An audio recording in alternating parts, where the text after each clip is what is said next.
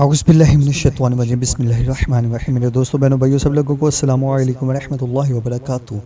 आज की हमारी वीडियो का टॉपिक है सेहत और तंदुरुस्ती के लिए वजीफ़ा।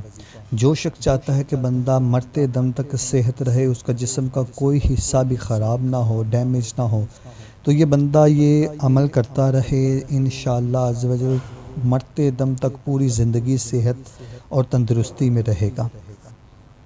वीडियो की तरफ बढ़ने से पहले मेरे चैनल को सब्सक्राइब कर दो, घंटे के बेल को प्रेस करते ताकि मेरे नए आने वाली वीडियो सबसे पहले आपको मिले।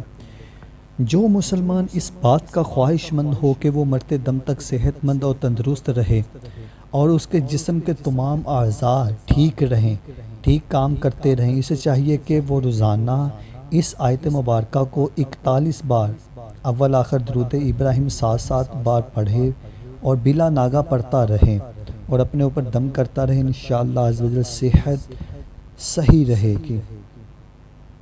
अगर आपको मेरी ये वीडियो अच्छी लगी तो इस वीडियो को लाइक शेयर कमेंट जरूर कर दो, मेरे चैनल को सब्सक्राइब कर दो, घंटे के बेल को प्रेस कर दे ताकि मेरी नई आने वाली वीडियो सबसे पहले आपको मिले। मिलते हैं हम नेक्स्ट वीडियो में, दुआ में याद रखिएगा। तब तक के लिए अल्लाह हाफिज़।